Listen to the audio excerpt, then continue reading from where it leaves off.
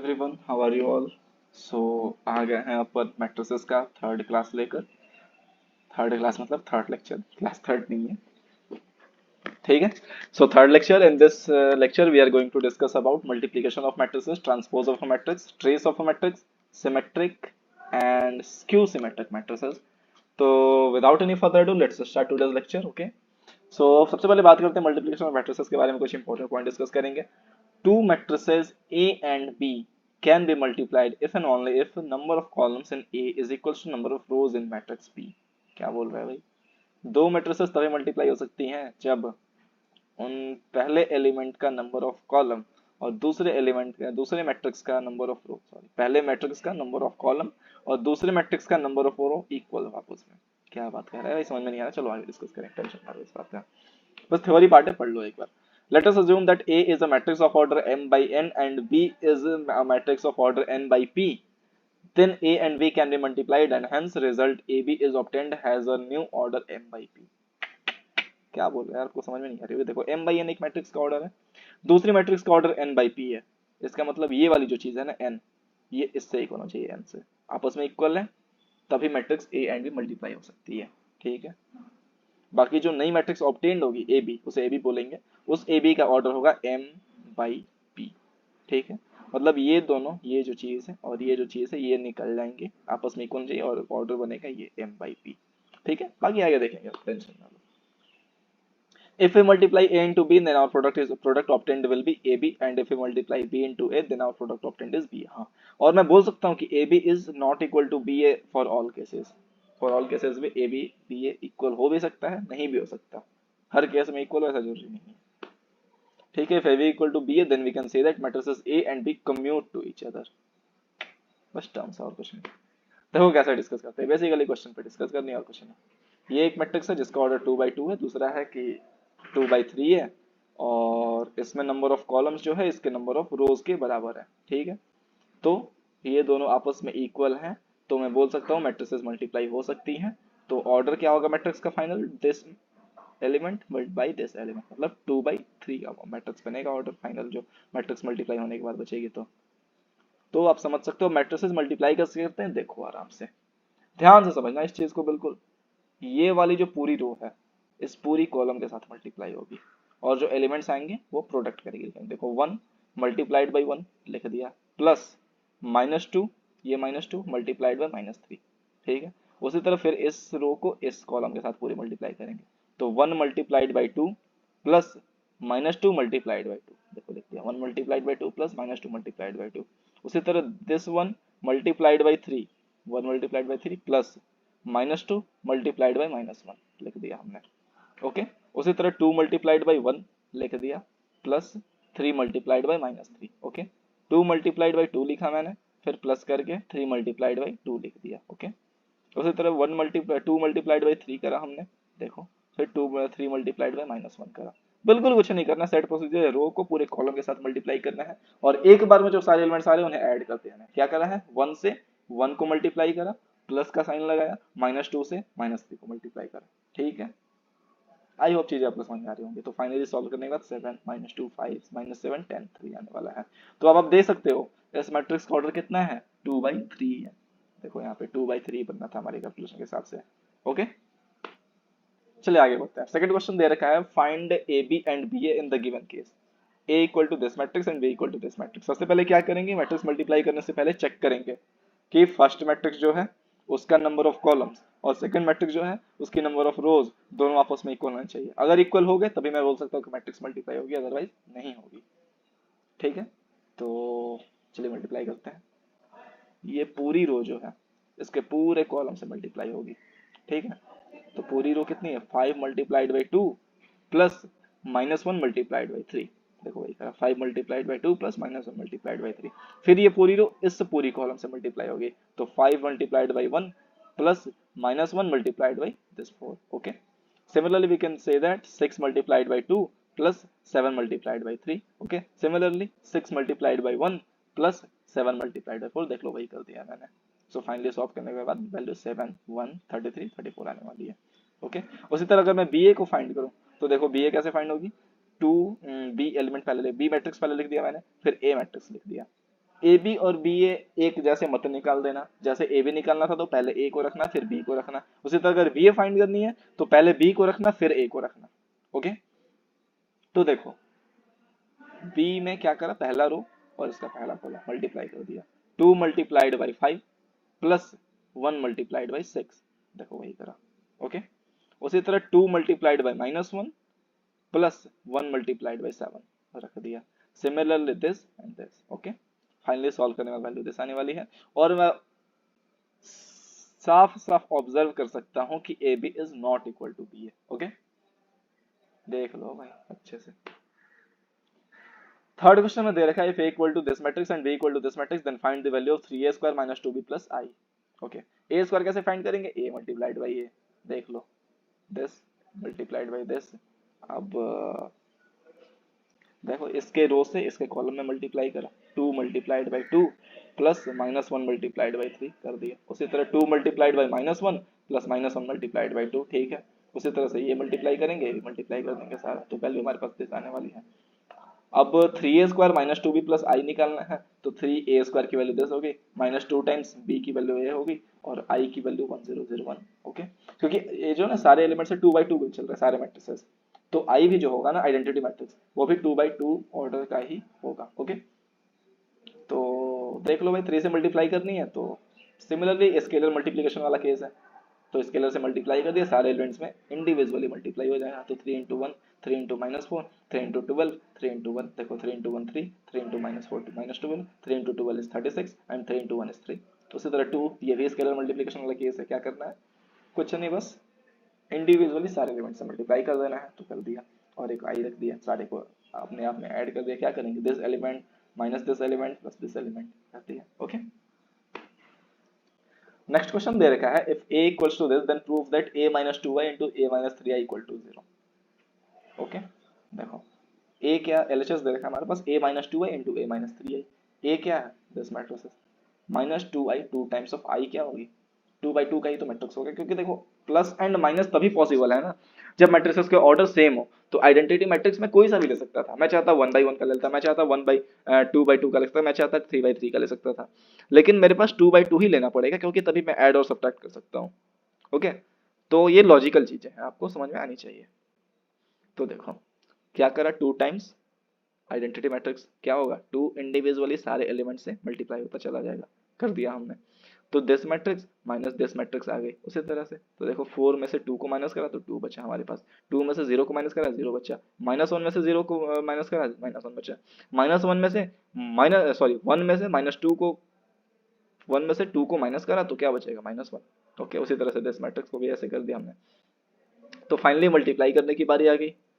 एक बार आप खुद से करके देखो मल्टीप्लाई, बहुत आसान है, बस थोड़ा अच्छे से समझने की जरूरत है। कुछ नहीं, रो को पूरी कॉलम से मल्टीप्लाई करते हैं ऐसे, तो 2 multiplied by 1 plus 2 multiplied by -1 कर दिया। उसी तरह दिस रो को दिस कॉलम से पूरी मल्टीप्लाई करेंगे, तो 2 multiplied by 2 plus 2 multiplied by -2 कर दिया। उसी तरह ये भी और ये भी। फाइनली हमारे पास 0 0 0 which is null matrix which is equal to R S. देख लो भाई, आई बात समझ में। चलिए आगे बढ़ते हैं। ये आपके एनसीईआरटी बुक का एग्जांपल दे रखा है, if A B find A B if A equal to this and B equal to this. मैं तो बोलूंगा आप इसे खुद से करके देखो, बहुत ही आसान सा क्वेश्चन है। देखो इसकी ऑर्डर कितनी है, 2 बाई 2, इसका ऑर्डर कितना है 2 बाई 3, तो इसके नंबर ऑफ कॉलम्स जो है इसके नंबर ऑफ रोज से के इक्वल है, hence we can say that matrix multiplication is possible. Okay, यहाँ भी देखा है, देखो the matrix A has 2 columns which is equal to the number of rows of B. Okay, hence A B is defined, मतलब multiplication possible होगा, A be define होगा। तो देख लो मल्टीप्लाई कैसे करते हैं, this multiplied by this. Okay, तो 6 multiplied by 2 plus 9 multiplied by 7, देखो इन्होंने भी यही काम करी है। 6 multiplied by 6 plus 9 multiplied by 9 कर दिया हमने। 6 multiplied by 0 plus 9 multiplied by 8 हमने कर दिया। उसी तरह से बेसिकली आप सॉल्व कर लोगे आसानी से, तो आपकी वैल्यू हमारे पास मैट्रिक्स की ये आ जानी है। ओके, चलो आगे बढ़ते हैं। नेक्स्ट एग्जांपल में दे रखा है a equal to this matrix and b equal to this, then find a b b a show that a b equal to is not equals to b। तो a b फाइंड करने के लिए क्या करेंगे, a b का a का order कितना है 2 बाई 3, b का ऑर्डर क्या है 3 बाई 2, तो we can say that this इसके नंबर ऑफ कॉलम जो है वो 2 है, इसके नंबर ऑफ सॉरी इसके नंबर ऑफ कॉलम्स 3 है, इसके नंबर ऑफ रोज 3 है, तो हम बोल सकते हैं ना कि मैट्रिक्स का मल्टीप्लिकेशन पॉसिबल है कि नहीं? तो मल्टीप्लिकेशन कैसे होगा, रो वाइज कॉलम, ठीक है। तो देख लो इस पूरी रो को इस पूरी कॉलम से मल्टीप्लाई कर दिया, तो 1 multiplied by 2 minus 2 multiplied by 4 plus 3 multiplied by 2, सारे को ऐड कर देंगे आपस में। उसी तरह 1 multiplied by 3 minus 2 multiplied by 5 plus 3 multiplied by 1, देख लो वही कर दिया। उसी तरह से ये भी और ये भी हो जाएगा आपका, फाइनली ये वैल्यू आने वाली है बी की। अगर मैं बी ए की वैल्यू फाइंड करना चाहूँ तो बी की वैल्यू दिस दे रखी है एंड ए की वैल्यू दिस दे रखी है। ये भी देखो पॉसिबल है, आप चेक कर लो, यहाँ पे नंबर ऑफ रोज कॉलम्स 2 है, यहाँ पे नंबर ऑफ रोज 2 है, तो इक्वल है आपस में, तो मैट्रिक्स मल्टीप्लिकेशन पॉसिबल है। अच्छा, तो हम मल्टीप्लाई करेंगे this row multiplied by this column, तो 2 multiplied by 1 plus 3 multiplied by minus 4, देखो 2 मल्टीप्लाइड बाई 1 2 होता है और 3 मल्टीप्लाइड बाई माइनस 4 माइनस 12 होता है, रख दिया हमने। उसी तरह this row multiplied by this column, तो 2 multiplied by minus 2 plus 3 multiplied by 2 कर दिया हमने। उसी तरह 2 मल्टीप्लाइड बाई 3 एंड 3 इंटू 5 रख दिया हमने। फाइनली इस तरह से ये वाला रो इस कॉलम से पूरे मल्टीप्लाई होता चला जाएगा, उसी तरह ये वाला रो इस पूरे कॉलम से मल्टीप्लाई होता चला जाएगा, फाइनली वैल्यू ये आने वाली है। और यहाँ पे देखो क्लियरली आप देख सकते हो A B is not equal to, भाई ऑर्डर ही सेम नहीं आ रहा, मैट्रिक्स कहाँ से इक्वल हो जाएगी, आगे तो बात ही नहीं है। In the above example both AB and BA are different order and so AB is not equal to BA, ठीक है। But one may think that perhaps AB and BA could be same if they were of the same order, अगर same order होता तो हो सकता था कि same होते, लेकिन ऐसा कोई जरूरी है, but is not sure। Here we have given an example to show that AB, ठीक है, आगे फालतू बात बोल रखा है। देख लो भाई AB फाइंड करना है, अगर A की वैल्यू 10 है B की वैल्यू 10। अच्छा देखो एक चीज और, this does not mean A B is not equal to B F. हाँ ये भी बात पे दे रखा है कि ऐसा कोई जरूरी नहीं है कि हर एक पेयर के लिए ए बी बी ए के इक्वल ना हो सकता है कुछ ऐसे पेयर्स हों जिनमें ए बी भी और बी ए दोनों इक्वल हो सकते हैं, तो वही मैंने लिखा था वो पीछे वाले पॉइंट्स में कि ए बी और बी ए में और मे नॉट बी इक्वल, आपस में इक्वल हो भी सकते हैं नहीं भी हो सकते हैं, वो डिपेंड करता है कि मैट्रिसेस कैसी है, ठीक है। जैसे देखो एक एग्जांपल दे रखा है, ए इतना दे रखा है बी इतना दे रखा है, आप ए बी को मल्टीप्लाई करोगे और बी ए को मल्टीप्लाई करोगे, आपस में निकल के सेम आने वाली वैल्यू, आप चेक करना खुद से, आपके लिए होमवर्क है, ठीक है।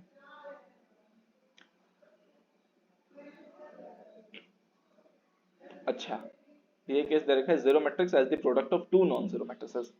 हाँ ये तो मैंने एक एग्जांपल देखा था इस तरीके का ना, देखा था एक एग्जांपल, देखो एक था एलएचएस आरएचएस प्रूव करना, हाँ ये देखो, नहीं सॉरी सॉरी सॉरी, जैसे ये देखो यहाँ पे एक नॉन जीरो मैट्रिक्स है, ये भी नॉन जीरो मैट्रिक्स है, अगर दोनों को मल्टीप्लाई करता हूँ तो एक जीरो मैट्रिक्स आती है, तो बस वही उस तरीके का एग्जांपल है और कुछ नहीं। देखो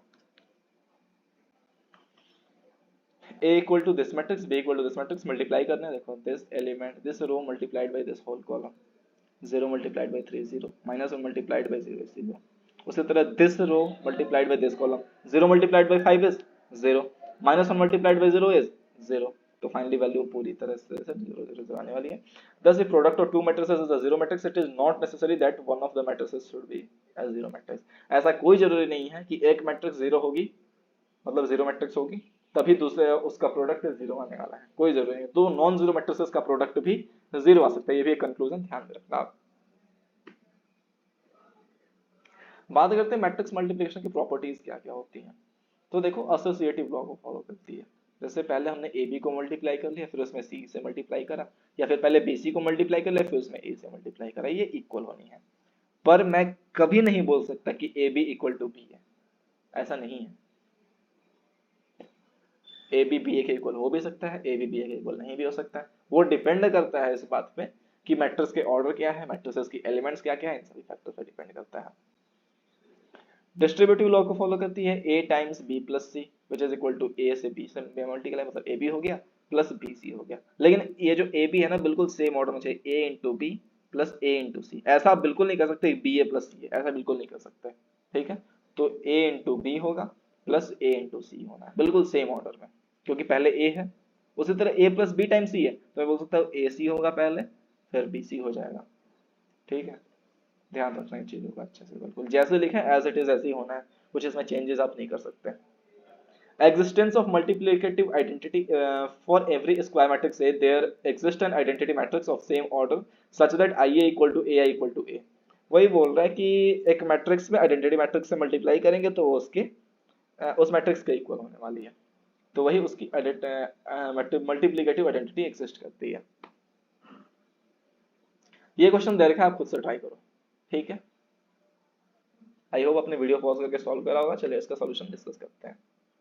देखो क्या दे रखा था वैसे क्वेश्चन यार, A B C this matrices A into B C, सारी वैल्यूज फाइंड करने और कुछ नहीं मतलब। पहले A B times C multiply करना है, तो पहले ए बी हमने फाइंड करा, this row multiplied by this column, फिर this row multiplied by this column. देख लो आराम से सॉल्व कर दिया हमने, ठीक है। तो 1 into 1 plus 1 into 0 plus minus 1 into minus 1, ठीक है। फिर 1 into 3 plus 1 into 2 plus minus 1 into 4, ठीक है। इस तरीके से हमारे मैट्रिक्स आगे सॉल्व होके फिर इस ए बी जो मैट्रिक्स आई हमारे पास ये वाली, इसे हमने सी से मल्टीप्लाई कर दिया। तो देख लो भाई, this into this, this into this, this into this, this into this कर दिया पूरा ऐसे। क्या करना है, यो यो यो यो यो यो ऐसे इस तरीके से, ठीक है। बस देख लो फाइनली वैल्यू आने वाली है, अब सॉल्व कर लोगे इजीली यार, कुछ नहीं है इसमें। बहुत ज़्यादा मैं एक्सप्लेन करने के चक्कर में नहीं पड़ रहा, वरना वीडियो बेकार का लंबा पड़ेगा और आप लोग भी बोर हो जाओगे, ठीक है।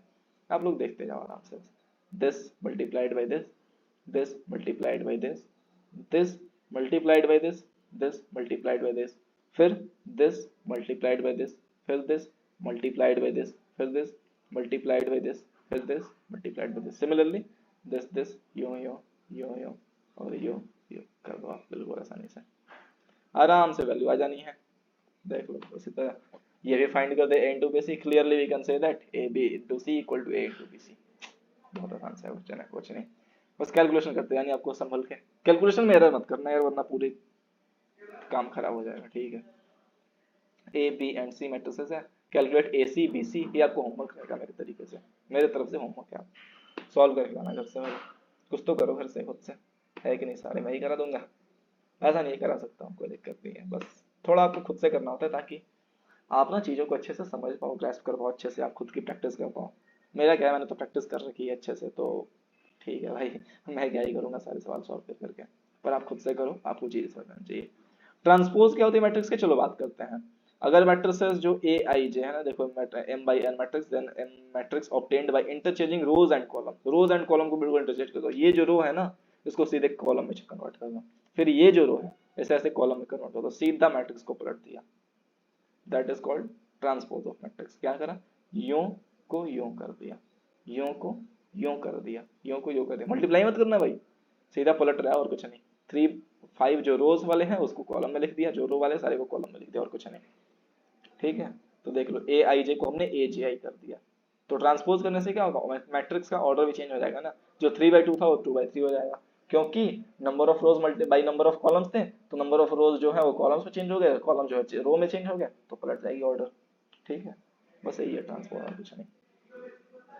प्रॉपर्टीज क्या होती है ट्रांसपोज की, अच्छा हाँ देख लो एक चीज और, ट्रांसपोज को ए अगर मैट्रिक्स है तो उसका ट्रांसपोज ए डैश से डिनोट करते हैं, ए की पावर में टी टाइप से डिनोट करते हैं, ठीक है।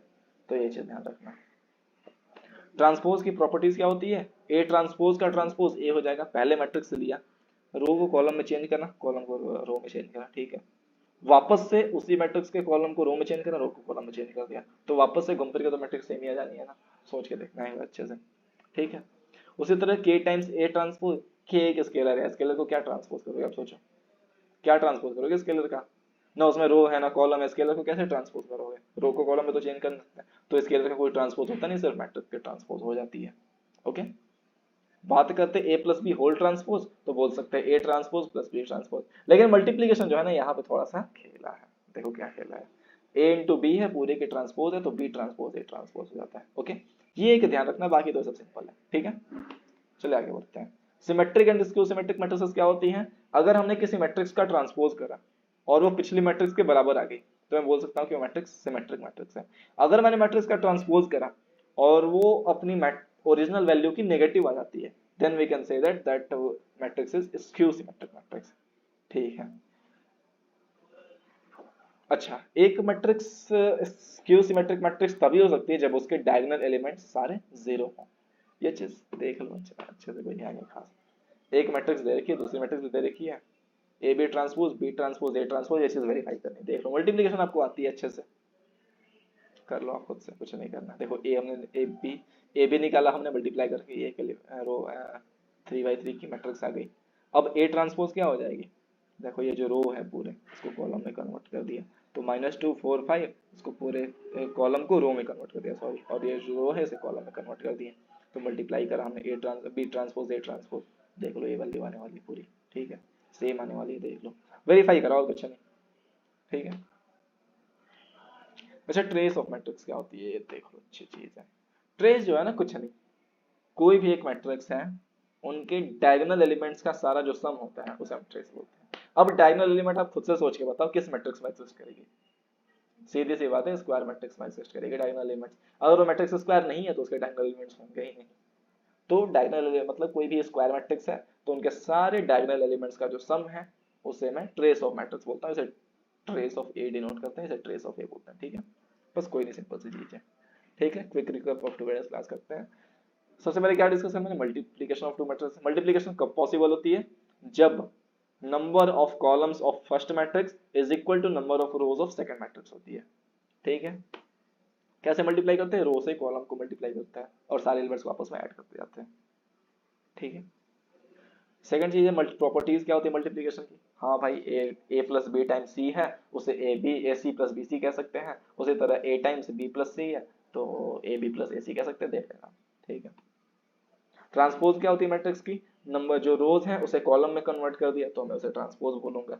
ट्रांसपोज करने पे क्या होता है, ऑर्डर पलट जाती है मैट्रिक्स के ऊपर, मतलब अगर 2 बाई 3 की मैट्रिक्स है तो 3 बाई 2 हो जाएगी, अगर 4 बाई 5 की मैट्रिक्स है तो 5 बाई 4 हो जाएगी, ऑपोजिट हो जाएगा ऑर्डर।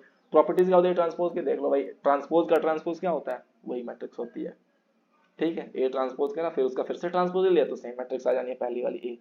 अच्छा, अगर ए प्लस बी पूरे का ट्रांसपोज करा तो A transpose plus B transpose रहना है, कोई फर्क नहीं पड़ना उसमें। स्केलर का ट्रांसपोज कुछ होता नहीं है तो के ए का होल ट्रांसपोज इक्वल टू के टाइम्स ए ट्रांसपोज होता है, क्योंकि स्केलर चीज की कोई ट्रांसपोज नहीं होगा ना, उसमें ना रोज होते हैं ना कॉलम्स होते हैं, क्या ट्रांसपोज करोगे उसका, ठीक है। हाँ लेकिन मल्टीप्लीकेशन में थोड़ा लोचा है कि ए बी का होल ट्रांसपोज है अगर तो बी ट्रांसपोज ए ट्रांसपोज होता है, ठीक है।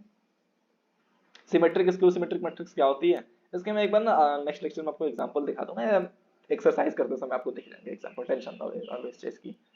मैंने ज्यादा एग्जांपल इसके लिए नहीं, कोई खास टॉपिक है नहीं, बस देख लो एक बार सिमेट्रिक क्या होती है। अगर किसी मैट्रिक्स को हमने ट्रांसपोज करा और वो प्रीवियस मैट्रिक्स के इक्वल हो गया, जैसे हमने ए ट्रांसपोज करा और वो ए के इक्वल आ गया तो मैं बोल सकता हूँ मैट्रिक्स सिमेट्रिक है।